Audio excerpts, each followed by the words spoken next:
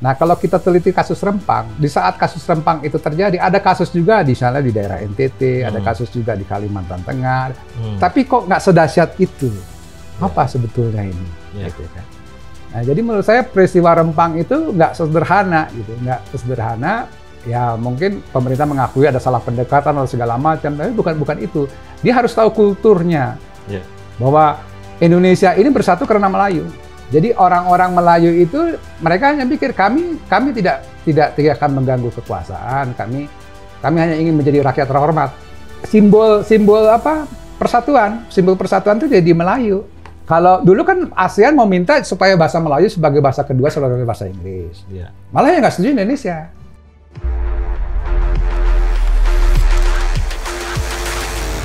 Halo sahabat OMB, obrolan wajib baru.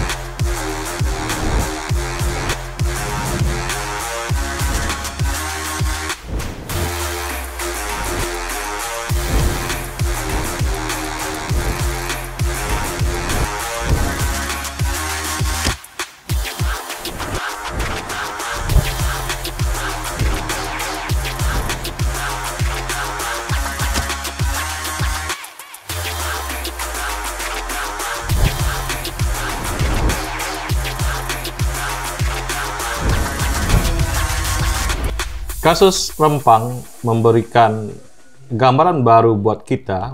Ada etnis Melayu yang terekspos secara besar di kasus Rempang. Jadi etnis Melayu ini yang dulunya tidak terlihat di Republik ini, ya, secara aktualisasi dirinya, tiba-tiba di waktu kasus Rempang, sekelompok masyarakat yang dinamakan orang Melayu muncul sebagai sebuah entitas sosial yang perlu juga oleh bangsa Indonesia dilihat lebih dalam secara sejarah,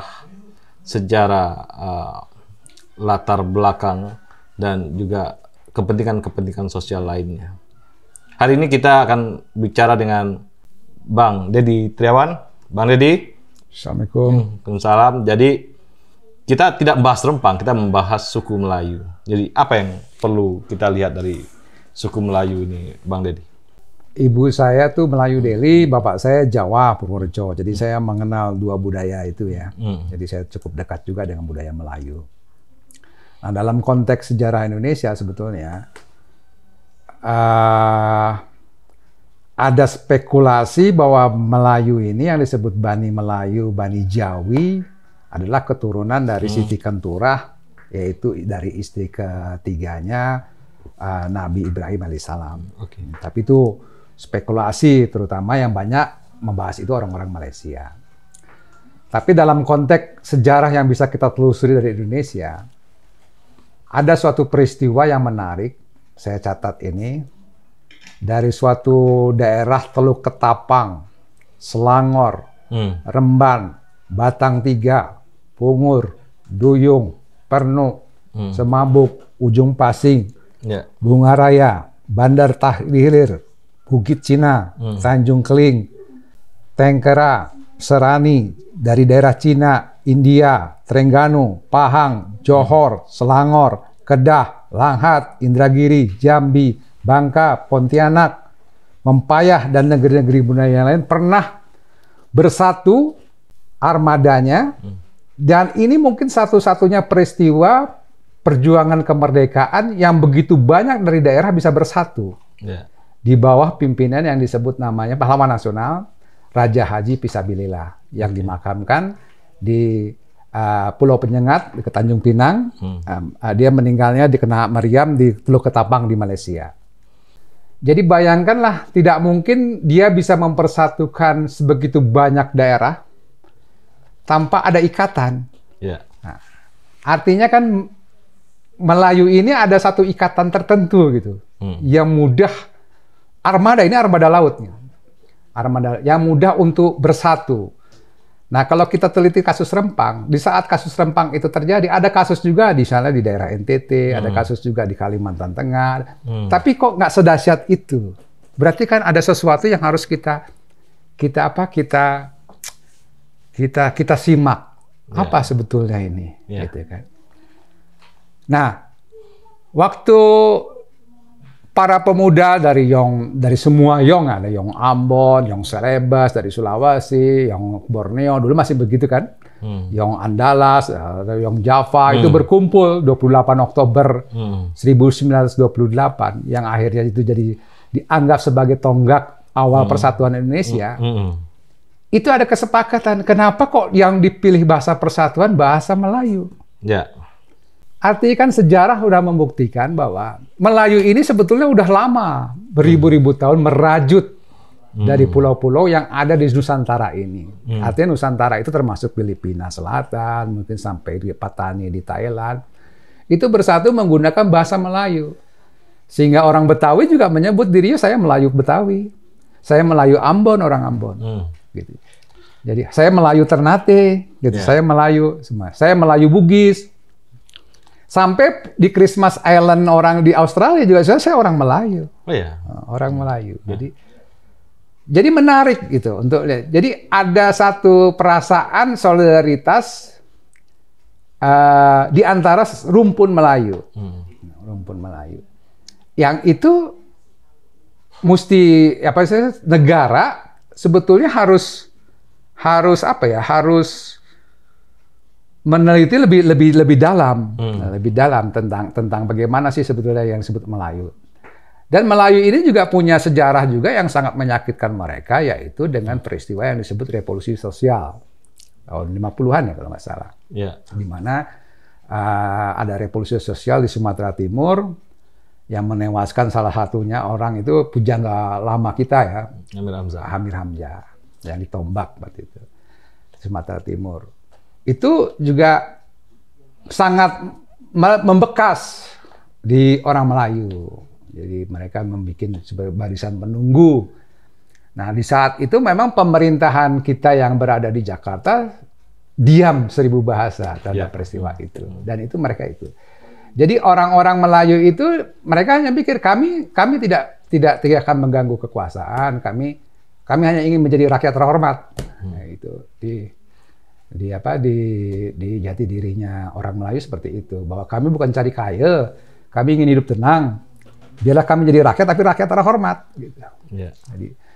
Jadi menurut saya peristiwa Rempang itu nggak sederhana gitu, nggak sederhana. Ya mungkin pemerintah mengakui ada salah pendekatan atau segala macam, tapi bukan itu. Dia harus tahu kulturnya, bahwa Indonesia ini bersatu karena Melayu gitu. Karena bahasa yang kita gunakan bahasa Melayu. Iya. Nah, dari ini Bang, sebenarnya kan Asia Tenggara tuh sebagian besar tuh Melayu ya, termasuk ada separuh dari Filipina ya. Nah, apa kesejarahan yang besar tentang kepatriotan orang Melayu Bang untuk masalah daerahnya? Kalau patriotisme ya mungkin yang harus itu tentang perang dengan Belanda yang dipimpin oleh Raja Haji Pisabilillah, Raja Haji Pisabilillah yang 1784 itu. Itu karena mempersatukan beberapa armada-armada dari berbagai pelabuhan. Pelabuhan itu bukan hanya pelabuhan pantai, pelabuhan sungai-sungai dari seluruh Kalimantan, Sumatera, Malaysia, dan juga dia mengikut sertakan orang-orang Sri Lanka, orang India, orang Cina gitu. Jadi ada itu peristiwa-peristiwa besar gitu. Nah, terus juga cucunya dari Raja Haji Pisabilillah itulah yang namanya Raja Haji Ali. Raja Haji Ali yang dia bukan menciptakan bahasa Melayu, dia membuat grammarnya. Nah, jadi grammarnya bahasa Melayu yang dikenal dia membuat Gurindam 12 itu. Tapi masih hurufnya huruf Arab Kencong ya, di sana huruf Arab Melayu. Gitu. Jadi tanpa itu tidak mungkin ada Sumpah Pemuda. Tanpa Sumpah Pemuda kita tidak mungkin merdeka. Dan orang Melayu tahu itu. Orang Melayu tahu itu.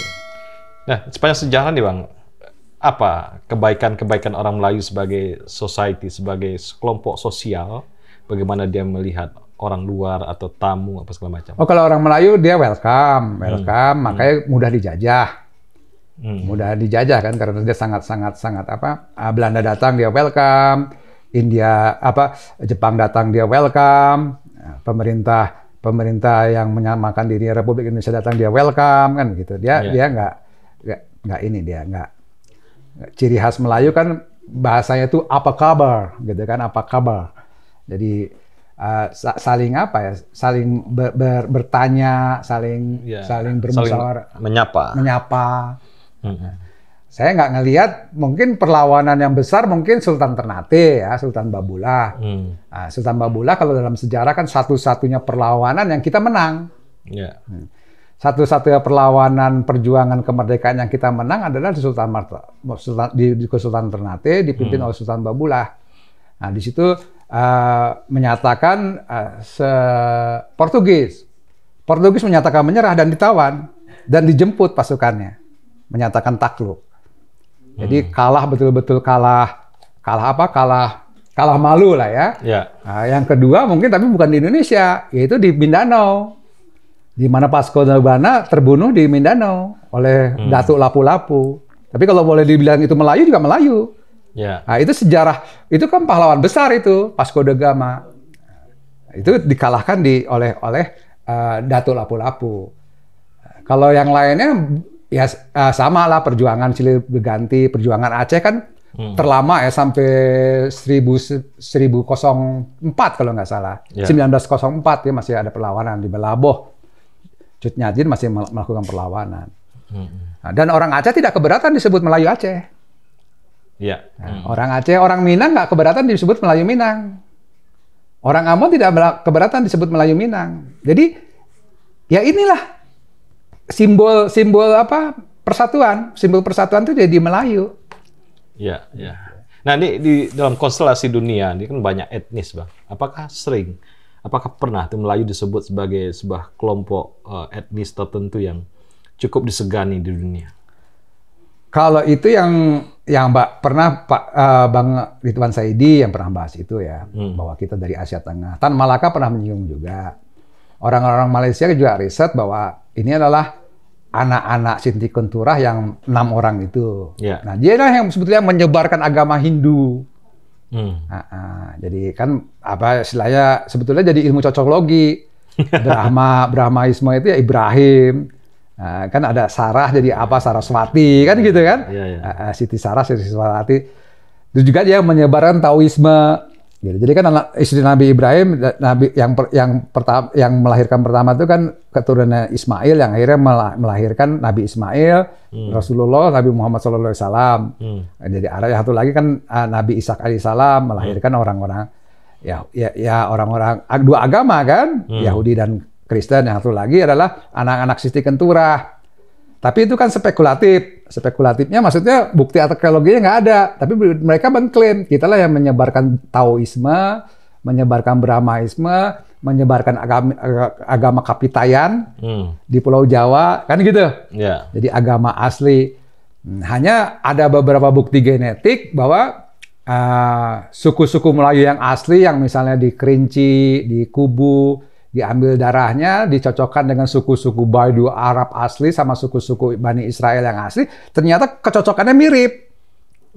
Gitu. Tapi baru itu penelitiannya. Nah, kalau itu benar, berarti Melayu ya suku besar. Nah, berarti dia dulu merantau sepanjang Asia Tengah, gitu kan? Entah diperintah oleh bapaknya Nabi Ibrahim alaihissalam, kan gitu kan?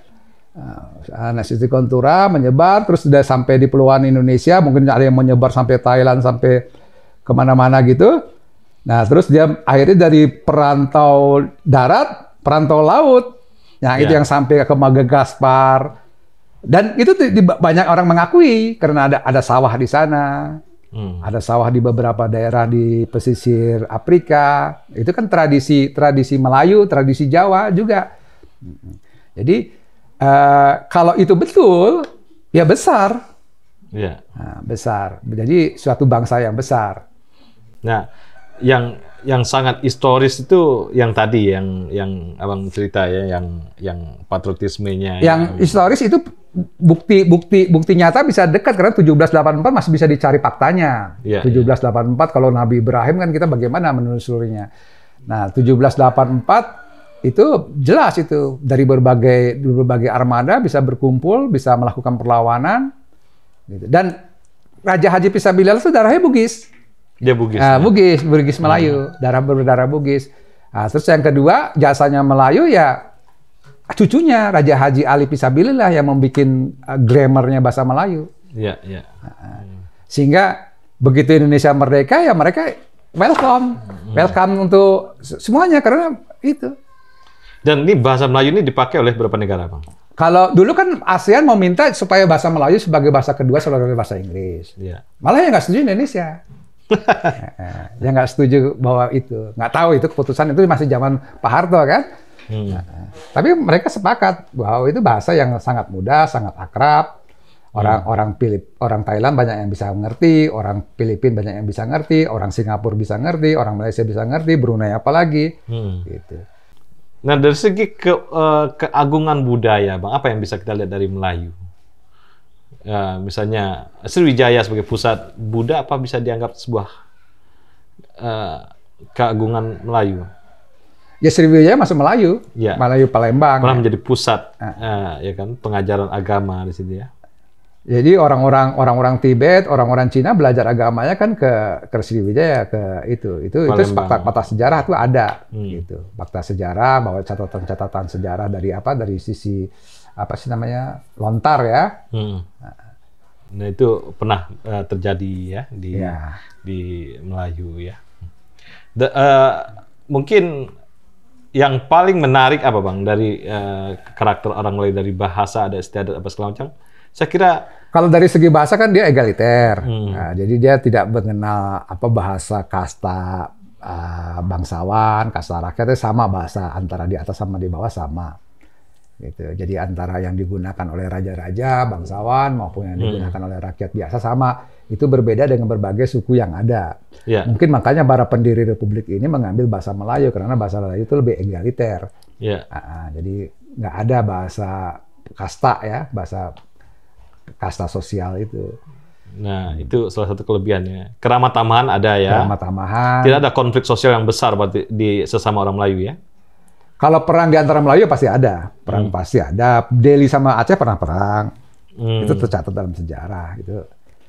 Nah, jadi kalau soal itu soal politik. Soal politik ya, bukan soal masyarakat. Kalau ibu saya tuh selalu dongengin itu kan, Putri Ijo dilamar sama Raja Aceh, dia nolak, akhirnya Raja Aceh menyatakan perang, begitulah ceritanya kan. Terus yang satu abangnya menjadi meriam, ada sampai sekarang meriam puntung itu. Terus satu lagi menjadi naga, yang naga itu jadi sungai ular. Nah, itu kan udah legenda-legenda. Tapi waktu saya kecil selalu ibu saya cerita. Tapi menceritakan bukan dengan kebencian gitu. Jadi sampai jadi cerita bahwa itu akhirnya nangis Raja Acehnya. Jadi perang itu kayak perang ini aja, biasa-biasa aja. Gitu. Jadi yang tidak membelah Melayunya ya. Iya. Melayu tetap sebagai bangsa Melayu, yang perang adalah elit Melayunya yang perang sebenarnya. Oke. Terima kasih Bang Dedi Triawan ya, pembahasan tentang Melayu terkait dengan kasus Rempang ya. Jadi bagaimana kita melihat bangsa Melayu sebagai bangsa yang punya kepribadian, punya perilaku-perilaku secara sosial, dan juga punya pride dia sebagai bangsa Melayu. Itulah pembahasan bangsa Melayu. Sampai jumpa.